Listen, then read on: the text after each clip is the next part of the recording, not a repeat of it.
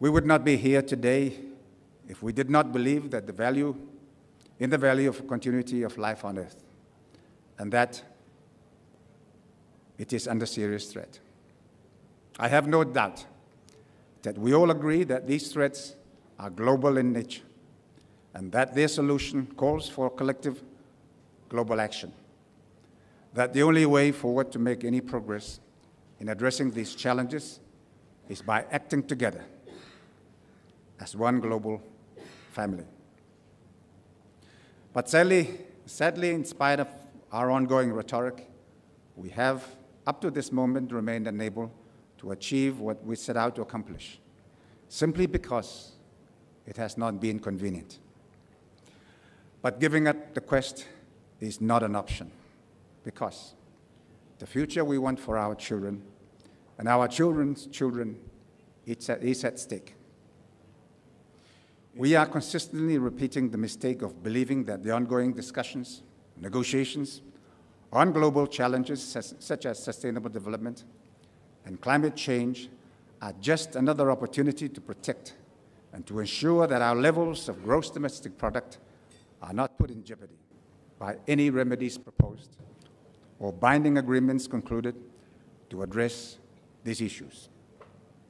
The future we want will unavoidably call for a frank assessment of our international decision-making structure.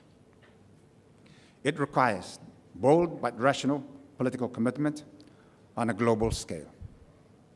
We must be brutally honest in accepting the reality that unless and until we can sit at a single cabinet meeting table to deliberate on the future we want for our planet and our future generations, the prospects for success are bleak indeed.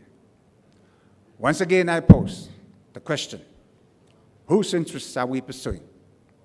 Are we here to secure the future of each other's children or just our own? We no doubt all agree, that humankind is a highly complicated species with the capacity to do immense good, but also with the capacity to do unimaginable evil.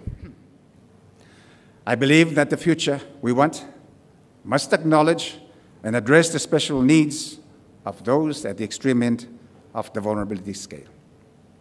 Countries like Kiribati, the Maldives, and other small island states grappling with the challenges of climate change, while at the same time struggling to meet their Millennium Development Goal commitments.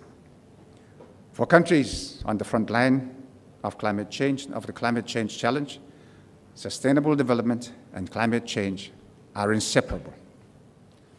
Even at the risk of repeating myself, I would like once again to refer to the initiative of my country in closing off 400 square kilometers of our exclusive economic zone from commercial fishing activities.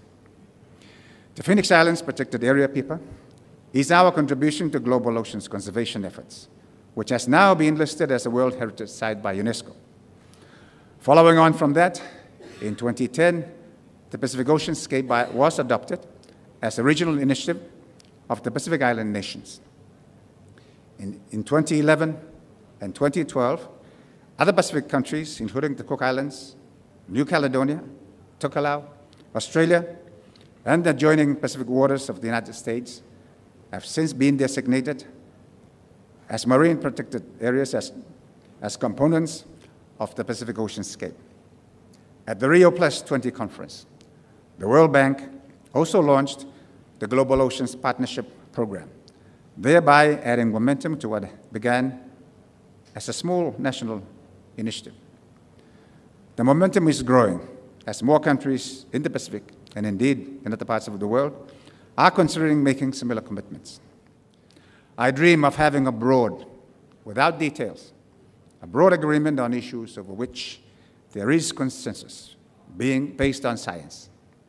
I believe we all agree that no one wants to destroy this planet.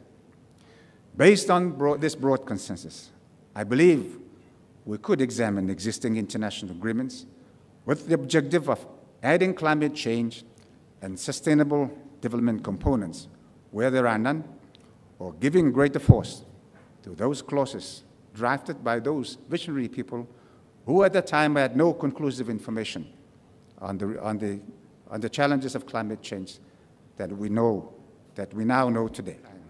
History has witnessed and will forever condemn the horrors which are a product of bad leadership. Today, we stand at the crossroads in history to be judged by our action or our inaction as leaders and citizens in addressing these critical challenges facing humanity on a global scale.